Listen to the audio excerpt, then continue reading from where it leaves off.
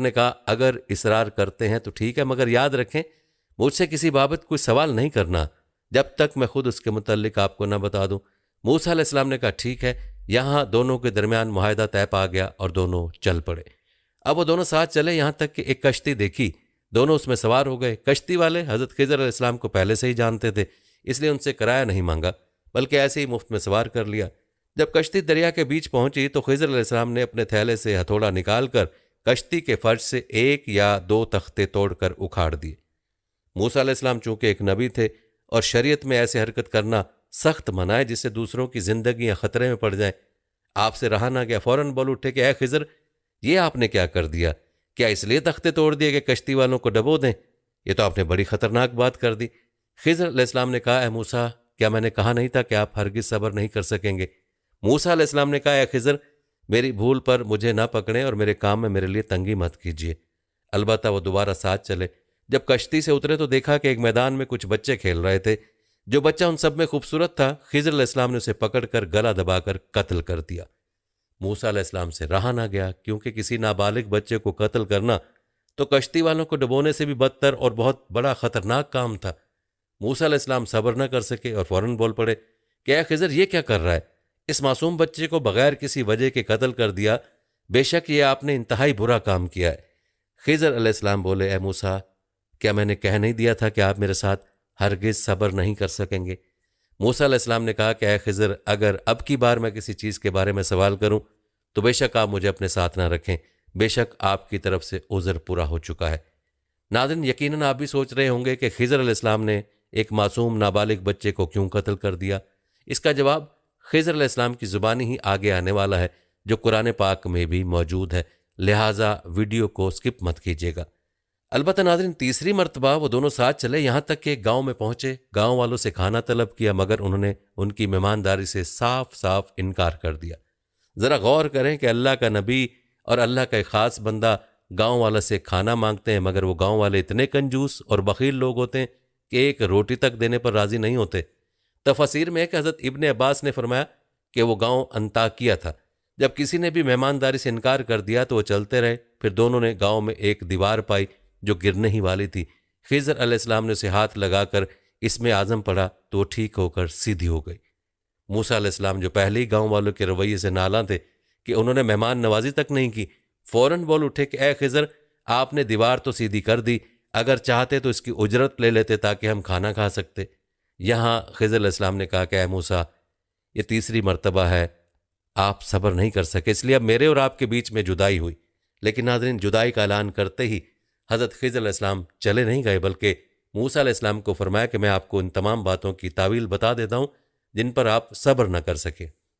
پہلی بات کہ کشتی کیوں توڑی؟ حضرت خضر علیہ السلام کشتی کے متعلق بتانے لگے کہ وہ کشتی مساکین کی تھی جو دریا میں کشتی چلا کر گزر بسر کرتے تھے۔ مجھے اپنے علم لدنی سے معلوم ہوا کہ ان کے پیچھے ایک ظالم بادشاہ ہے جو ہر ثابت کشتی کو چھین لیتا ہے جبکہ عیب والی کشتیاں چھوڑ دیتا ہے، اس لیے میں نے سوچا کہ اس کشتی کو عیب دار کر دوں۔ دوسری بات کہ بچے کو کیوں قتل کیا؟ بچے کے قتل کی تعویل کے طور پر بتانے لگے کہ اے موسیٰ، وہ بچہ کافر تھا جبکہ اس بچے کے والدین ایمان والے مومنین تھے۔ ہمیں خدشہ ہوا کہ یہ بچہ بڑا ہو کر اپنے ماں باپ کو بھی کفر اور سرکشی پر نہ پھیر دے، اس لیے میں نے اسے اللہ کے حکم سے قتل کر دیا۔ ناظرین، مسلم شریف کی حدیث میں ہے کہ وہ بچہ پیدائشی کافر تھا۔ جب موسیٰ علیہ السلام نے خضر علیہ السلام کو کہا کہ آپ نے ایک پاک نفس کو بغیر کسی وجہ کے قتل کر دیا تو خضر کو یہ بات مشکل محسوس ہوئی۔ خضر نے بچے کی گردن توڑ کر گوشت الگ کر کے دیکھا تو وہاں بھی یہی لکھا تھا کہ کافر ہے، کبھی بھی اللہ پر ایمان نہیں لائے گا۔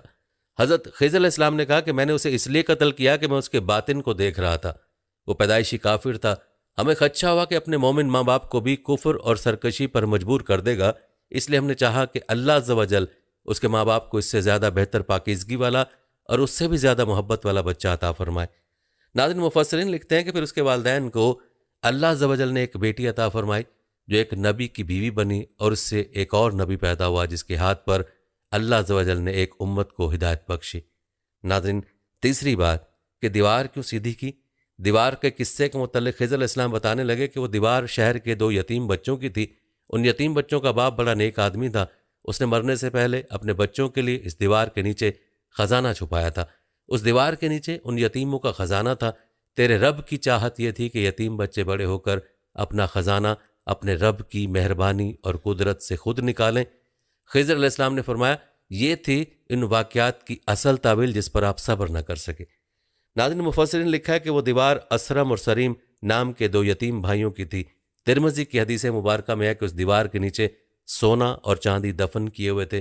حضرت ابن عباس رضی اللہ تعالیٰ عنہ نے فرمایا کہ اس میں سونے کی ایک تختی تھی، اس تختی کے ایک طرف لکھا تھا کہ عجیب حال ہے اس کا جس کو موت کا یقین ہو، اسے خوشی کیسے ہو۔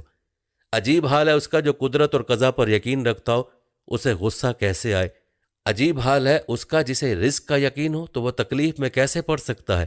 عجیب حال ہے اس کا جسے دنیا میں زوال اور تبدیلی کا یقین ہو، وہ مطمئن کیسے رہ سکتا ہے۔ عجیب حال ہے اس کا جسے حساب کا یقین ہو، وہ غافل کیسے رہ سکتا ہے۔ اس کے ساتھ لکھا تھا لا الہ الا اللہ محمد الرسول اللہ، اور تختی کے دوسری طرف لکھا تھا میں اللہ ہوں، میرے سوا کوئی معبود نہیں، میں اکیلا ہوں، میرا کوئی شریک نہیں، میں نے اچھائی اور برائی پیدا کی، اس کے لیے خوشی جس کو میں نے اچھائی کے لیے پیدا کیا اور اس کے ہاتھ پر اچھائی جاری کی، اس کے لیے تباہی ہے جس کو برائی کے لیے پیدا کیا اور اس کے ہاتھ پر برائی جاری کی۔ فرماتے ہیں ان یتیموں کے والد بہت متقی پرہیزگار آدمی تھے جن کا نام کاشے تھا۔ اس متقی آدمی کی وجہ سے اللہ عز و جل نے ان کی اولاد کے خزانے کو محفوظ فرمایا۔ ناظرین، آپ کو بتاتے چلیں کہ بیان کیا گیا واقعہ قرآن پاک کی سورہ کہف کی آیت نمبر 60 سے شروع ہو کر 82 پر ختم ہوتا ہے۔ ارشاد باری تعالیٰ ہے بے شک ہم نے اس قرآن میں ہر طرح سے تمام کی تمام مثالیں لوگوں کے لیے بیان کر دی ہیں، لیکن انسان سب سے زیادہ جھگڑالو ہے۔ ناظرین، آپ کو بتاتے چلیں کہ ایک روایت کے مطابق حضرت خضر علیہ السلام شہزادے ہیں، حضرت ذوالقرنین کے خالہ زاد بھائی تھے۔ ذوالقرنین کی بادشاہی میں ان کے وزیر اور علم والے تھے۔ انہوں نے حضرت ذوالقرنین کے ساتھ ہی مشرق و مغرب کا سفر بھی کیا تھا۔